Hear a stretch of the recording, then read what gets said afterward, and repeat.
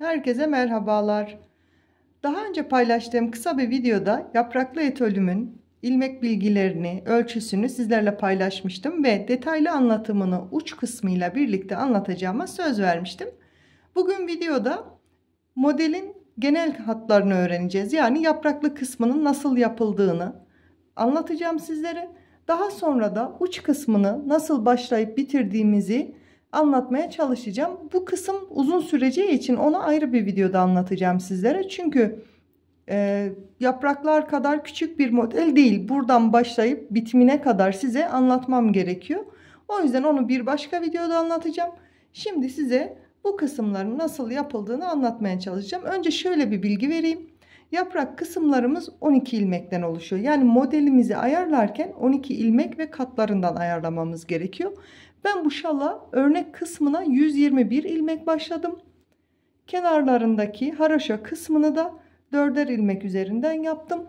Yani 129 ilmekle başladım. Bir önceki videomda çift taraflı ilmek örnek başlama tekniğini anlatmıştım.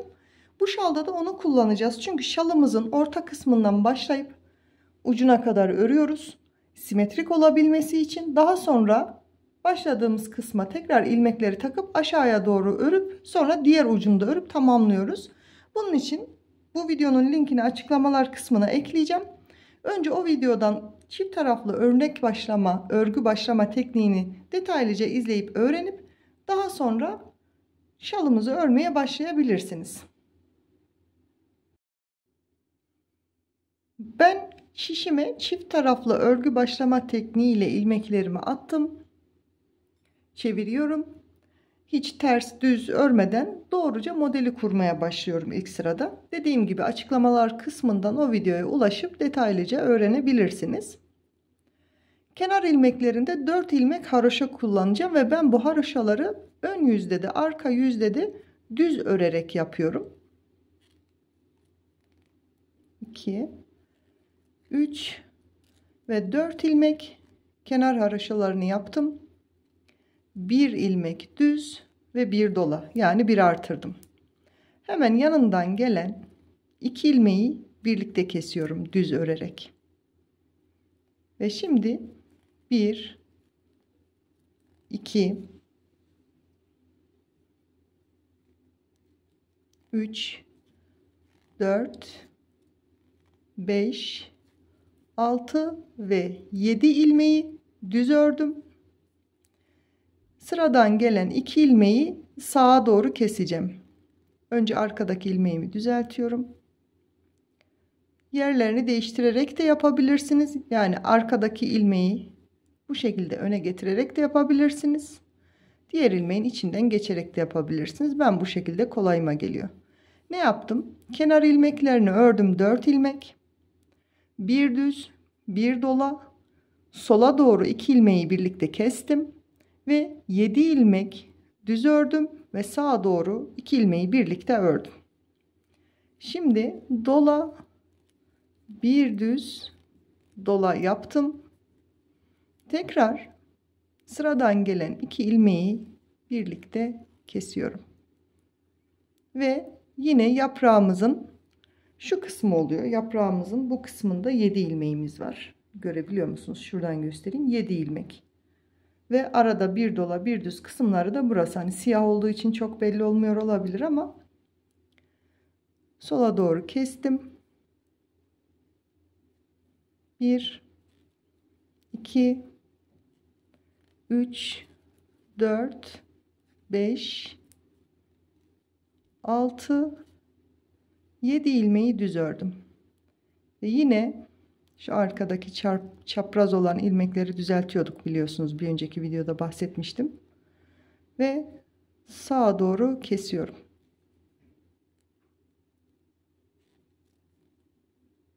Dola, bir düz ve 4 ilmek kenar haroşalarımı yapıyorum.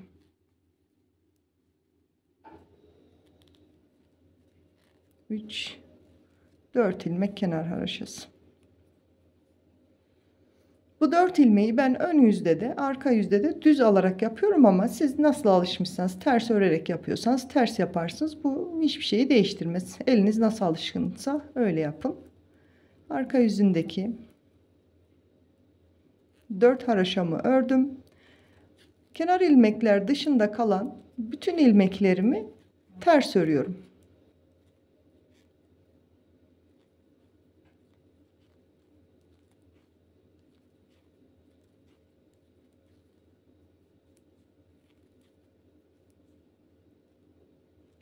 Artırma yaptığımız, yani doladığımız ilmekleri de, diğer kenar ilmekler hariç bütün ilmekleri de düz örüyorum.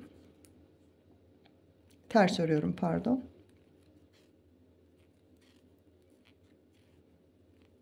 Ve onun dışında arka sırada başka hiçbir işlemimiz yok. Bütün örgü boyunca tersi ters, düzü düz olarak örüyoruz arka sıralarında. Ve yine kenar 4 ilmeğim düz olarak örüyorum. Çift taraflı da başladığımız için şu an pek model kendini belli etmiyor ama birkaç sıra ilerledikten sonra belli etmeye başlayacak. Örgümüzün ikinci sırasında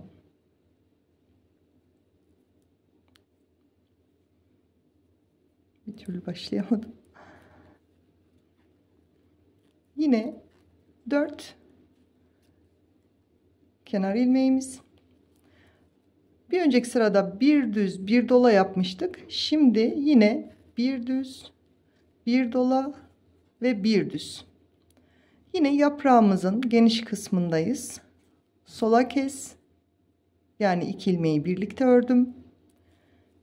1 2 3 4 5 ilmeği de düz ördüm ve sağa doğru ilmeklerimi birlikte kapatıyorum. Bir düz bir dola, bir düz bir dola ve bir düz ördüm. Sola kestim. 1 2 3 4 5 ilmek düz ördüm.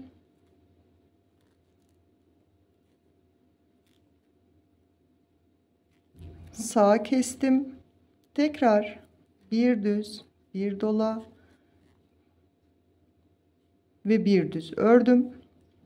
4 ilmek kenar ilmeklerimi örüyorum.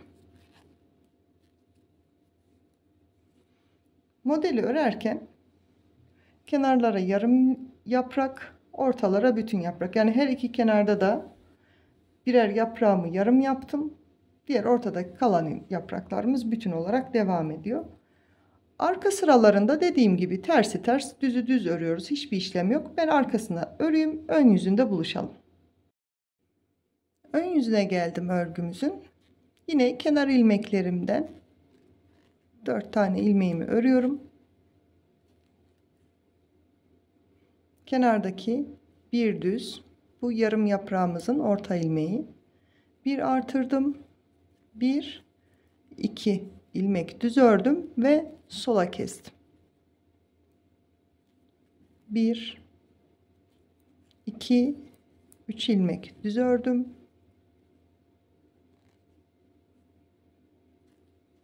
Sağa doğru kesiyorum. Yani ilk başta 7 ilmek düz ördükten sonra sağa kesiyorduk. Bir sonrakinde 5, şimdi de 3 ilmek. Yani bu şekilde 1 ilmek kalana kadar devam edecek modelimiz. 1 2 ilmek düz ördüm, dola, bir düz dola. Tekrar 1 2 ilmek düz ördüm. Sola kes, 1 2 3 ilmek düz ördüm ve sağa kesiyorum. Yine 2 ilmek düz, 1 2 düz dola, bir düz. Burası yarım yaprak olacağı için dola bir düz dola değil, dola bir düz de bitiriyoruz. Yani yaprağın yarısını yapmış oluyoruz.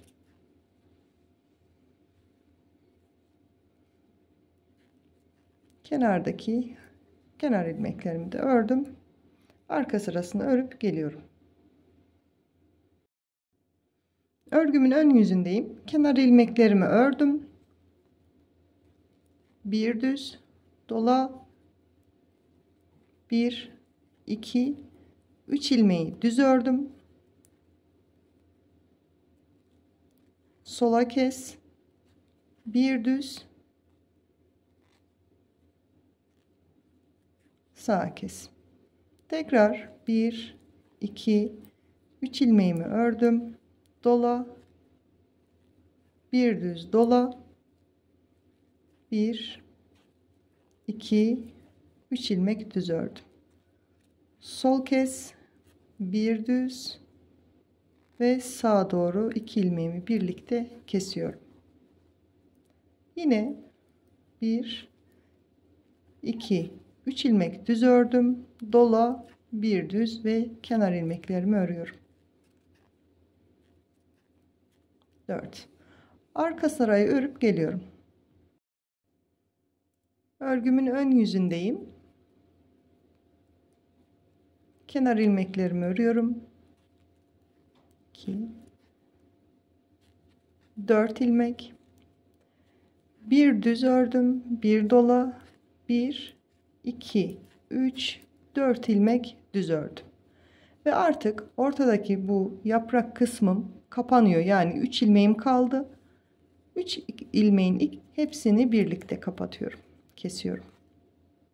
Hep sağa kes, sola kes yapıyorduk. 3 ilmek kalınca 3 ilmeği birden kesiyorum ve devamında 2 3 4 ilmek düz ördüm. Dola, bir düz dola, 1 2 3 4 ilmek düz ördüm ve yine 3 ilmeği birlikte kapatıyorum.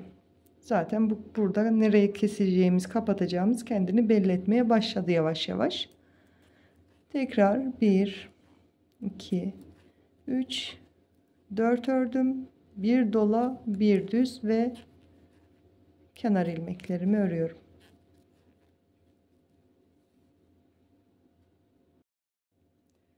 Şimdi örgümüzün bu sırasında nereye geldiğimizi buradan göstermek istiyorum. İlk başladığımızda 7 ilmek, sola kes, sağa kes kısımları burası. Dola, bir düz dola kısımları da burası. Şimdi biz ne yaptık? Bu 7 ilmeği kapata kapata sağından solundan birer ilmek eksilterek 3 ilmeği kes kısmını yaptık. Burada da artık yaprağımız yeterli sayıya ulaştı ilmeklerimiz ve artık burada artırma ve eksiltmeyi bırakacağız. Buradan artırma ve eksiltmeyi yapacağız. Yani yapraklarımız aslında yer değiştirmiş oldu. Biri açılırken biri kapanmaya başladı. Bu şekilde modelimiz devam ediyor. Kenar ilmeklerimi ördüm.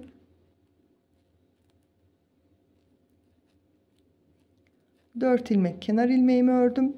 Burada ne yapıyorduk? Bir düz bir dola yapıp devam ediyorduk. Şimdi onu yapmayacağız. Yani burada artık yaprağımızı kapatma sırasına geçiyoruz.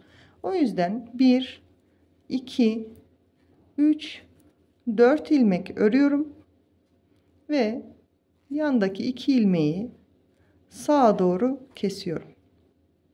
Yarım yaprak olduğu için burada 4 ilmekten sonra sağa kestik. Diğer sıralarda 7 ilmekten sonra kesiyorduk. Burada 4 ilmek ördüm ve sağa kestim.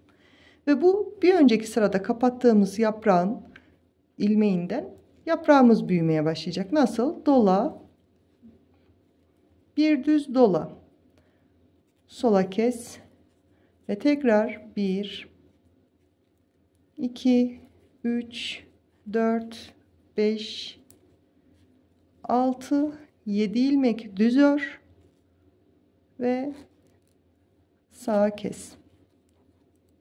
Dola, bir düz dola, sola kes. Yine burada da 4 ilmeği düz örüyorum. 3 4 ilmek düz ördüm ve kenar ilmekler.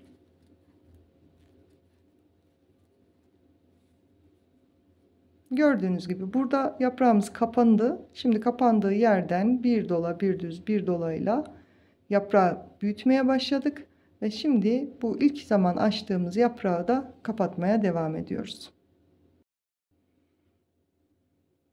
Örneğimin ön yüzünde yine 4 ilmeğim.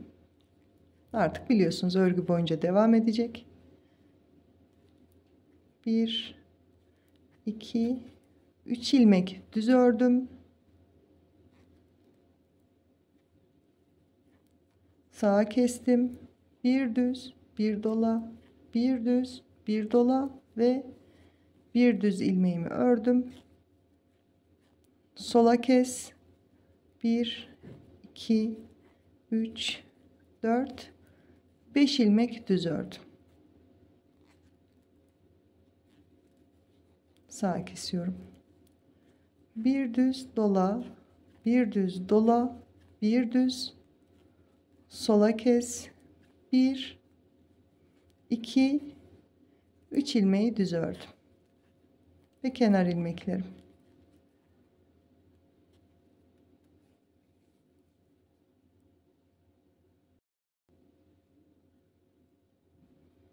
Kenar ilmeklerim. 4 ilmek kenar ilmeğim. 1 2 düz ve sağa kestim. 1 2 ilmek düz ördüm, dola, bir düz dola ve tekrar 2 ilmeği düz ördüm. Sola kes. 1 2 3 ilmek düz ördüm. Sağa kesiyorum. Bu kez de bu yaprağımız tamamlanıyor ve bir ilmek kalana kadar en son 3 ilmeği birlikte kapatıyoruz. Bu şekilde model devam ediyor. 2 düz, bir dola, bir düz, bir dola, 1 2 ilmeği düz ördüm. Sola kes. 1 2 düz ördüm ve kenar ilmeklerimi örüyorum.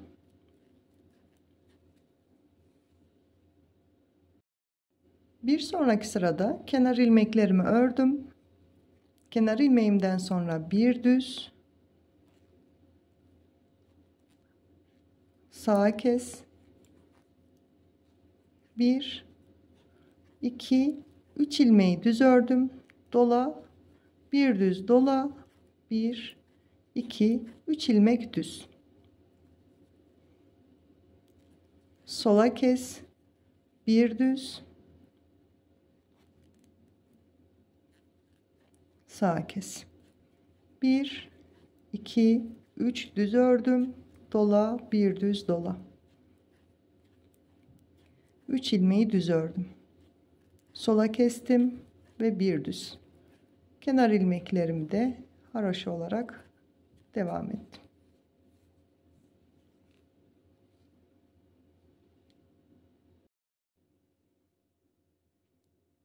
Dört kenar ilmeğimi örüyorum. 3 4 kenar ilmeğimi ördüm ve 2 ilmeği birlikte kesip tek ilmeğe düşürdüm. Yani sağa kestim. 4 kenar ilmeğim ve bir sağa kes. Devamında 2 3 4 ilmek dola, bir düz dola ve yine 4 ilmeği düz örüyorum. Artık bu da yaprağımızın yine son sırasına geldik. Burada da 3 ilmeğimi birlikte kesiyorum. 1 2 3 4 ilmek düz dola, bir düz dola, 1 2 3 4 düz ve sola kes ve kenar ilmeklerimi örüyorum.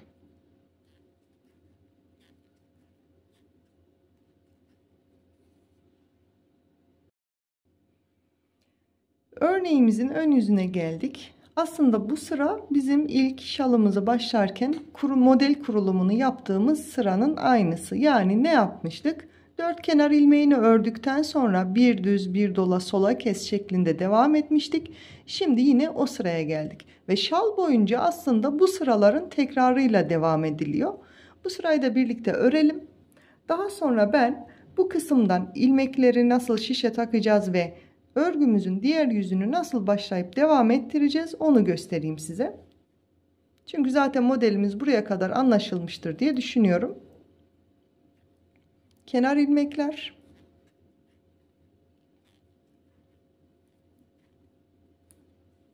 bir düz dola, sola kes. İlk sıramızda olduğu gibi 1 2 3 4 5 6 7 ilmeği düz ördüm,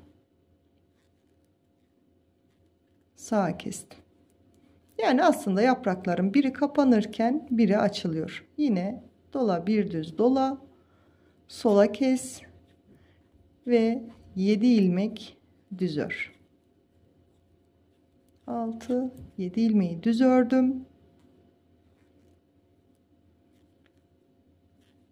sağa kestim, dola, bir düz ve kenar ilmeklerimi ördüm. Bundan sonra inşallah devam ederken videoyu geriye sarıp o kısımlarını izleyip devam edebilirsiniz.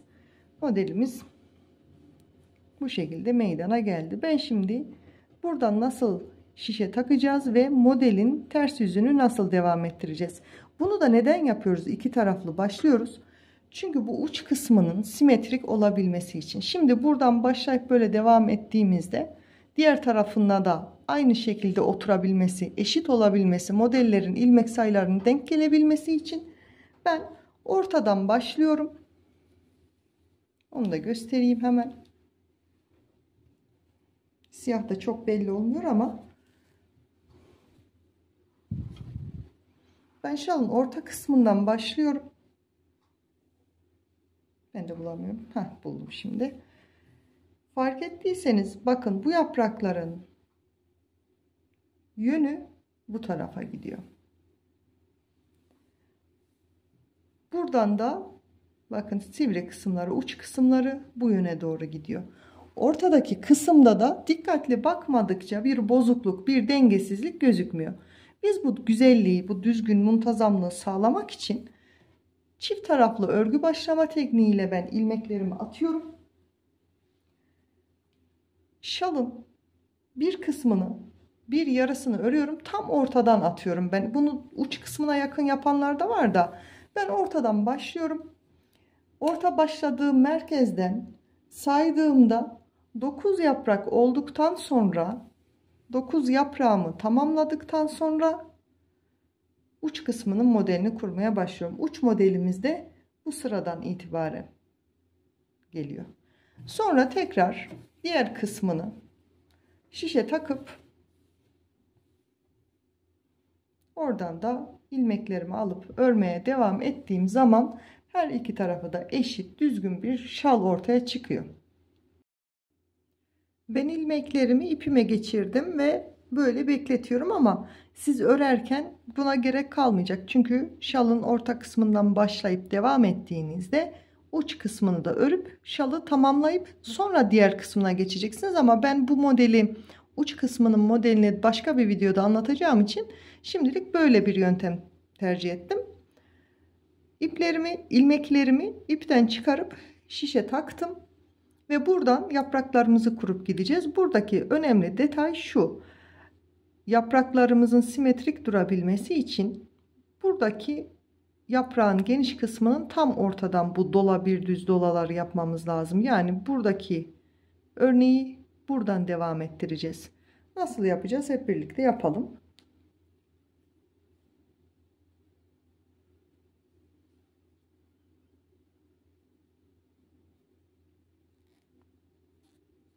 Kenar ilmeklerimi örüyorum. Diğer tarafta olduğu gibi yine kenar ilmeklerimi düz örerek örüyorum, önde de arkada da. Ve bu başladığımız ipimizi daha sonra arkasından bağlayıp gizleriz. Burada bir sıkıntı olmaz ama ilk etapta örerken biraz uzun tutalım ki ilmek kaçmasın. Şimdi modeli kurarken ne yapıyoruz? 1 2 3 4 ilmek düz ördüm ve sağa kestim. Tıpkı aşağı kısmını yaparken olduğu yarım yaprakları yaptığımız gibi. Ve yaprağın orta kısmına geldim. Dola, bir düz dola, sola kes. 1 2 3 4, 5, 6, 7 ilmeği düz ördüm. Sağa kestim. Yine dola, bir düz dola, sola kes. 1, 2, 3, 4 ilmek düz ördüm ve kenar ilmeklerim kaldı. Yine diğer tarafta yaptığımız gibi kenarlara yarım yaprak, ortada bütün yapraklar şeklinde devam ediyor. Ben arka sırasını öreyim, ön sırada görüşelim. Kenar ilmeklerimi örüyorum.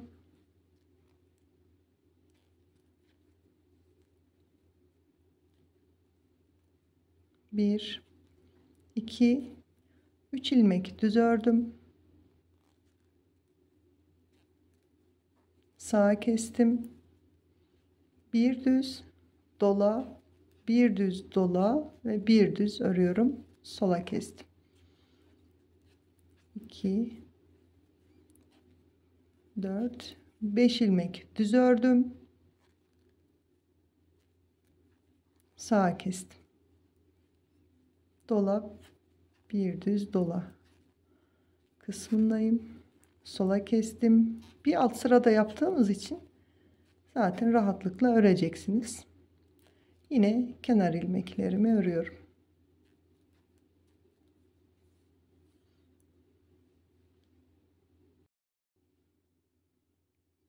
Ön sıramızda yine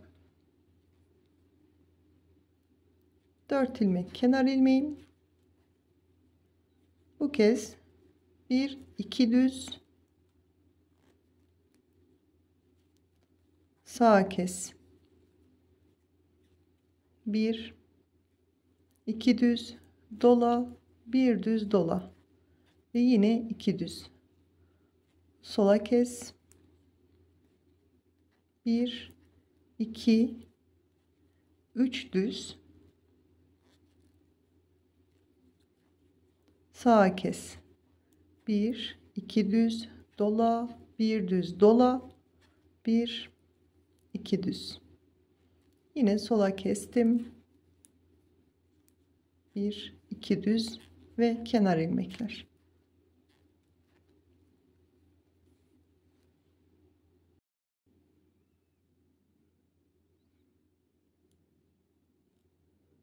Kenar ilmeklerim 4 düz, bir düz, sağa kes. 1, 2, 3 düz dola, bir düz dola, 1, 2, 3 düz. Sola kes, bir düz ve sağa kes. 1, 2, 3 ilmeği düz ördüm. Dola, bir düz dola ve tekrar 3 ilmeği düz ördüm. Bu yaprağı bir tamamlayalım. Orta kısmının nasıl olduğunu hep birlikte görelim.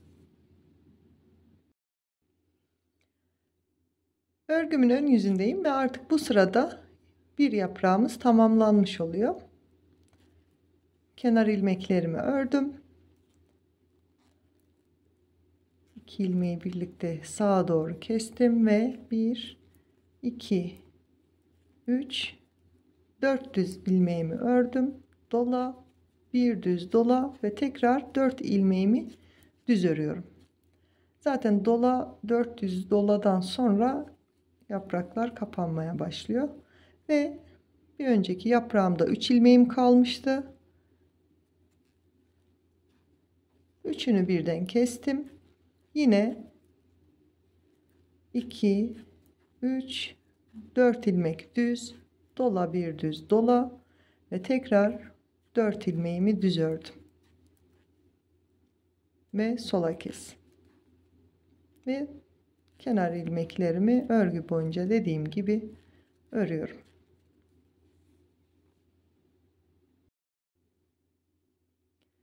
Bir önceki sırada yaprağımızı tamamladık ve yeni yaprağı açmaya başlayacağız bu sırada da. Kenar ilmeğimi ördüm. Bir düz dola, sola kes. 1 2 3 4 5 6 7 ilmeğimi düz ördüm ve 2 ilmeğimi sağa doğru birlikte kestim. Dola, bir düz dola, sola kes ve tekrar 7 ilmeğimi düz örüyorum.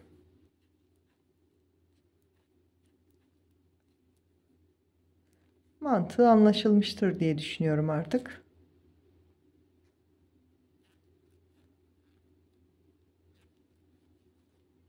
Ve dola, bir düz, kenar ilmeklerim. Şöyle hemen örgümüze bakalım ne yaptık, nasıl görünüyor.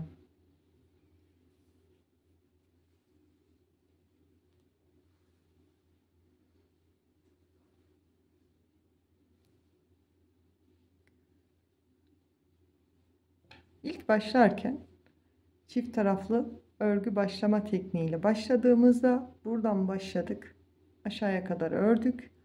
Daha sonra orayı tamamladıktan sonra yukarıya döndük ve gördüğünüz gibi hiç belli olmuyor. Normalde ilmek çıkarılıp yapsa o belli oluyor. O teknikle yapıldığı zaman burada bir iz oluyor. Ama bu şekilde hiç iz olmadan, şalın görüntüsünü, simetrisini bozmadan yapabiliyoruz. O yüzden sizlerle bu bilgiyi de paylaşmak istedim. Bakın şöyle gerdirdiğimizde ya da ütü yaptığımızda da modelimiz oldukça güzel bir şekilde ortaya çıktı. Umarım anlatabilmişimdir. Dilim döndüğünce anlatmaya çalıştım. Tabii ki yanlışlarım, hatalarım olmuştur. Aklınıza takılan, sormak istedikleriniz olursa bana Instagram'dan yazabilirsiniz ya da yorumlardan yazarsanız gördüğüm zaman dönüş yaparım. Bir sonraki videoda ben bu parçadan değil bir şal başladım. Onun üzerinden size uç kısmını nasıl yapıldığını anlatmaya çalışacağım inşallah. Örecek olan herkese kolay gelsin. Görüşmek üzere, hoşça kalın.